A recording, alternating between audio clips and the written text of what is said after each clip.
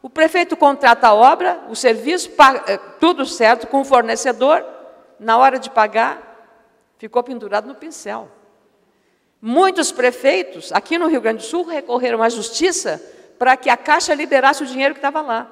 Isso, o orçamento foi aprovado, mas não foi cumprido. Que segurança jurídica, e vocês são auditores, que segurança jurídica tem o gestor público em relação a isso? Nenhuma segurança jurídica. E fica numa situação porque o prefeito, todo mundo sabe onde o prefeito mora. Bate na porta dele, olha aqui, o senhor não fez não pagou isso. Eu vi empresários no interior do Rio Grande do Sul, semana passada, dizendo, vou falir, porque eu vendi 600 mil reais em máquinas para a prefeitura e o prefeito não vai me pagar. Então, nós estamos, na questão da gestão pública, diante deste quadro. Por isso que, e aí vem o tema da nossa conversa, por isso que são necessárias reformas urgentes e inadiáveis. Dizem que a reforma política é a mãe de todas as reformas. Eu penso que a reforma do Pacto Federativo tem tanta importância quanto a reforma política. Por quê? Porque exatamente ela equilibra mais a relação entre União, Estados e municípios. Essa nossa federação é um arremedo. Porque, ora, uma federação, o que você pressupõe? Exatamente um equilíbrio, uma harmonia maior entre os entes da federação. E hoje nós não temos esse equilíbrio. A União, eu chamo de prima rica. De tudo que é arrecadado no país, 60% fica com a União. Os estados são primos remediados, 20%, 23%. E os municípios, 13%, 14% de tudo, primos pobres. Mas, desde 88, quando a Constituição veio, os municípios tiveram uma receita que saiu de 23% para cair para 13%, 14%. E, em contrapartida, as responsabilidades com o transporte escolar, com a atenção do ensino fundamental, com a atenção de todas as questões que a comunidade precisa. A rua iluminada, o buraco, tudo vai na mão do prefeito, até a violência, até a questão de segurança. E aí a competência não é do prefeito, segurança pública é com o Estado. Contrabando de armas é da Polícia Federal, União. Mas quem paga a conta, gente, você sabe, quem paga a conta não está interessado em saber se é o prefeito, se é o governador ou se é o presidente. Ele paga imposto, ele quer o serviço.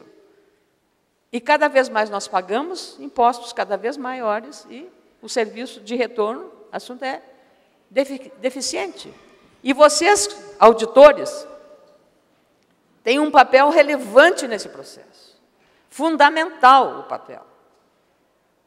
Por quê? Porque a eficiência no gasto, o imposto devido, tem que ser pago. Sonegação é crime. Você precisa, a categoria de vocês precisa ser, como categoria de Estado, como carreira de Estado, ser cada vez mais valorizada, estimulada e comprometida, porque é uma questão não apenas de justiça social, como diz ali, mas é uma questão de cidadania. E dizem que o Brasil tem problemas de corrupção porque é pouco auditado. Se nós tivermos mais auditores, mais valorizados, mais competentes, com leis específicas dessa carreira de Estado, nós certamente teremos um grau menor de corrupção e de desmandos. Nós vamos ter, na Previdência Social, o que aconteceu? A Previdência Social vivia no noticiário, só dá o lado da Previdência, vivia no noticiário. O que tinha no noticiário? Pagamento indevido de pensões e aposentadorias. É roubo. Vocês lembram de uma tal funcionária chamada Georgina Freitas, né? Georgina Freitas. Alguns milhões desviados da Previdência. E o que isso reforça? Esse conceito. O Brasil é pouco auditado. Então, isso é fundamental para quem paga imposto, saber e ter segurança. Tá? O que aconteceu? Em 2003, no governo Lula, e não é do meu partido, a Previdência Social passou por um processo de reengenharia administrativa. Eu, como fiz umas críticas muito fortes à Previdência Social, por conta do achatamento dos salários da área do regime geral de Previdência, no dia que houve uma audiência pública lá, organizada pelo senador Paim, falei pelo partido, indicada pelo líder Francisco Dornelles, e fiz muitas críticas. O ministro estava lá e também o secretário-geral, Carlos Eduardo Gabas. Ele me convidou para um almoço. Se a senhora falou tanto mal de mim, não, não falei mal do senhor, eu falei mal do problema da situação da Previdência do aposentado, que sai ganhando o equivalente a 4 salários mínimos e vai acabar ganhando, porque 70% de todo o que paga é R$700. Portanto, é uma tendência de ir reduzindo, porque o reajuste dado para salário mínimo e para quem ganha mais do que um salário mínimo na Previdência é muito diferente, a metade. A tendência, evidentemente, é ele ir declinando, e é quanto mais a pessoa precisa.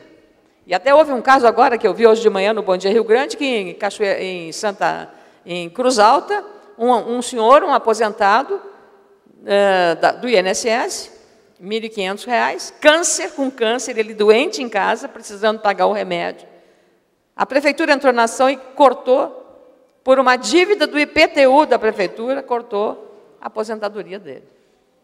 Gente, tem umas coisas que a gente não consegue entender como é que isso aconteça, porque é um direito que não pode ser tocado, até porque aquilo ali é uma pessoa com 75 anos, com o câncer, foi lá e cortou, bloqueou a aposentadoria desse senhor, com câncer. Ele aparece doente, né, você vê, todo na cama, e ele não pôde. Então, tem que ir para um advogado para pedir a liberação daquilo que é do direito. A alegação é de que está na lei e tal. Agora, veja só como as leis são, às vezes, muito injustas, né, para a gente entender. Então, o que aconteceu na Previdência? Aí, nesse encontro que eu fui lá com o ministro, porque nós, políticos, temos que ouvir e temos que fazer exatamente as colocações. O que aconteceu na Previdência? E aí houve a redução. E aconteceu também com vocês na área da fiscalização. Houve uma mudança radical de um piso de salário na Previdência de R$ 703, piso, teto, R$ 1.503. Convenhamos, gente, para trabalhar na Previdência com esses salários é uma coisa, eu diria, vergonhosa. Para cuidar de uma coisa absolutamente sensível, envolvendo valores extraordinários. E aí você entende um pouco por que houve a Georgina, por que houve pagamentos indevidos no Rio, cada dia o Ministério Público descobre coisas, por isso. Porque há uma desvalorização de quem tem a responsabilidade daquilo. Então, as categorias de Estado devem ter um tratamento adequado à responsabilidade e à importância da função que exercem. Auditores, analistas fiscais, todos. O que aconteceu? Em 2003, este piso de R$ 700 passou para R$ 3.500. Estou dando números redondos. E o teto, que era de R$ 1.500, passou para R$ 7.500 na Previdência. De 2003 agora, você ouviu um volume menor de fraudes, um controle maior sobre isso. E até 2003, você demorava para ter um benefício que você ia requerer de direito, Pedro, até 2003, 180 dias para um trabalhador, Assunta, fiquei muito feliz de você dizer que eu sou uma trabalhadora, para um trabalhador que contribuiu 30, 40 anos na Previdência Social, como eu contribuí, mais de 40 anos na Previdência. Então, você demorava, até 2003, 180 dias para o INSS te dar uma resposta, e às vezes você até entregava toda a documentação, e tinha umas pessoas imprudentes que, em vez de fazer cópia do documento, entregava todos os originais. E quando ela chegava lá, seus documentos, eu já entreguei aqui, não, mas vai procurar, perdeu o documento. No emaranhado daquelas coisas que você sabe como é que, às vezes, a má gestão prejudica o cidadão. Pois, de 180 dias, passou para 30 minutos. 30 minutos. O que prova que a valorização do servidor veio em benefício não da categoria só, mas veio em benefício do trabalhador que paga a conta. E é por isso que seria importante, e aí perguntei ao ministro, qual é o outro ministério que aplicou uma política de valorização funcional de carreira como a Previdência? Nenhum.